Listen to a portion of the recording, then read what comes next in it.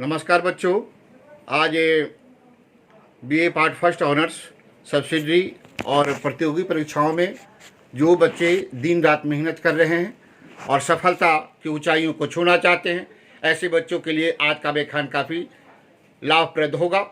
आज मैं गौतम बुद्ध के जीवनी और उनकी शिक्षाओं पर आधारित संक्षिप्त में कुछ वर्णन करूंगा, क्योंकि आज का दिन बड़ा ही शुभ दिन है, बुद्ध पूर्णिमा।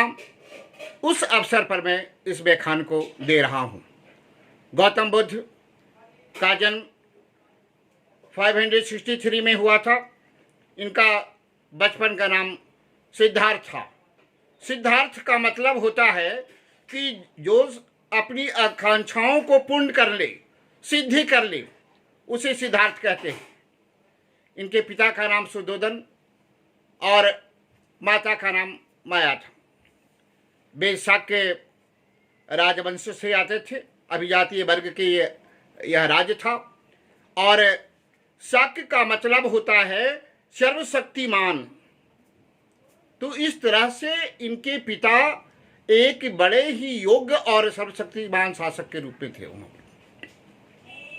और बाल्यकाल से ही इनका मन कुछ सामान्य बच्चों से अलग था। इसकी चिंता उनके माता पिता का होना स्वाभाविक था। ऐसे में वे उन्हें गृहस्थ जीवन में बांधने के लिए कौकिल्य, जो पड़ोसी राज था, वहां की सुंदरी कन्या यशोधरा के साथ उनका वैवाहिक संबंध स्थापित कर दिया। गृहस्थ जीवन की जो एक संसारिक स्वरूप होता है, उसमें ऐसे व्यक्ति को कहाँ मन रमने वाला था। वह किसी तरह से गृह त्याग करना चाहते थे। इसी बीच संसारिक मोह माया का उथल पुथल का दौर चल ही रहा था कि इसी में राहुल नामक उनका एक पुत्र हो गया। फिर भी वे गृहस्थ जीवन में बंध नहीं सके और गृह का त्याग कर दिया और एक ही तपस्वी योगी की तरह रात में ही वे निकल गए। और इस तरह से फिर वहां से चलकर वे गंगा नदी को पार करते हुए और उसके बाद में मगध के में प्रवेश कर गए। मगध में सबसे पहले वे राजगृह आए। राजगृह में बिंबिसार ने उनका काफ़ी स्वागत किया। कुछ दिन ठहरने के बाद वे जंगल पहाड़ियों को घूमते हुए ज्येष्ठीवन पहुँचे। ज्येष्ठीवन जो बांसों का जंगल है, वो आज भी अवस्थित है। गया जिला का सबसे आदर्श गांव आज माना जाता है वहाँ। और गौतम बुद्ध वहाँ ठहरे थे। इसकी प्रामाणिकता वेनसांग ने भी दी है। लेकिन वेनसांग ने कोशिश की थी कि ज्येष्ठीवन हम जाएं, लेकिन वे वहाँ पहुँच नहीं सके। पहाड़ी तलहटियों को पार करने में सफल नहीं हुए। आप उधर बनगंगा तक ही जा सके थे और उसके बाद वे फिर तपोवन तक आए थे, लेकिन वह ज्येष्ठीवन नहीं आ सके थे। लेकिन उन्होंने इसकी पुष्टि की है अनुमान के आधार पर। इतना ही नहीं, बल्कि फिर वे पहाड़ी जंगलों से होते हुए उरुवेला नदी के किनारे किनारे पहुँचे और एक पीपल वृक्ष के नीचे बैठ गए। और पीपल वृक्ष तक लगातार 6 वर्षों तक उन्होंने तपस्या की। और उस तपस्या के क्रम में उनके शरीर का स्थिति काफ़ी जर्जर हो गया था। और इस जर्जर अवस्था के समय ही लग रहा था उनके प्राण पे खरू अब निकल जाएंगे। एक नर्तकी बीना बजाते हुए आती है और कहती है कि हे तपस्वी, कुछ बीने की झनकार से कुछ कह रही थी, कुछ उसके आवाज़ से कह रही थी तपस्वी को कि बीने की तार को इतना ना कसो कि टूट जाए और बीने के तार को इतना ढीला ना करो कि वह आवाज़ ही ना दे। यानी कि जीवन में मध्यम मार्ग का होना बहुत जरूरी है। और ऐसे ही यह आवाज़ उनके कानों तक गई और उन्हें ज्ञान मिल गई और वहाँ से वे बुद्ध कहलाने लगे। ज्ञान की प्राप्ति ही उनका बुद्ध है, निर्वाण है। सांसारिक मोह माया से निकलकर और सामान्य जीवन से हटकर उससे अपने आप को मोड़ लेना ही निर्वाण है। और इस तरह से वे लगातार काम किए। बाद में वहाँ पर ज्ञान की प्राप्ति करने के बाद में सबसे पहले वे सारनाथ गए।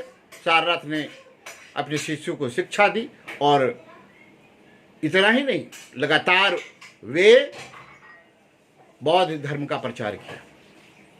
इतना ही नहीं, बल्कि आज के परिप्रेक्ष्य में यदि हम देखा जाए कि बौद्ध धर्म में उन्होंने अष्टांगिक मार्ग का इस्तेमाल किया था, उसके बाद में मध्यम मार्ग का इस्तेमाल किया, 4 आर्य सत्यों को उन्होंने प्रतिष्ठित किया।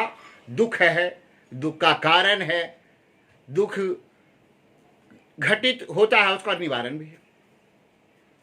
तो ये सारी जो चीजें हैं उनके मन में थी और उसको उन्होंने सिद्ध कर दिखाया कि जीवन में मोह माया कुछ नहीं है, सबसे बड़ी शांति है।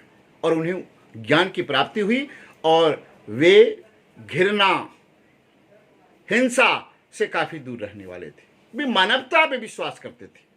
मानवता जब जीवित रहेगी तभी हम कुछ कर सकते हैं।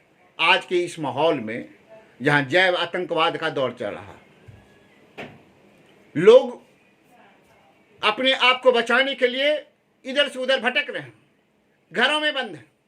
लेकिन इसके लिए सबसे बड़ा जो मूल मंत्र जो होगा वह शांति होगी। घृणा से हम दूर रहें, पाप से दूर रहें, मानवता के बारे में सोचें। आज विश्व मानवता का प्रश्न उठ गया है। जब तक शांति नहीं होगी तब तक हम इस तरह के जो समस्याएं जैविक आतंकवाद की आ रही है उस पर हम रोक नहीं लगा सकते।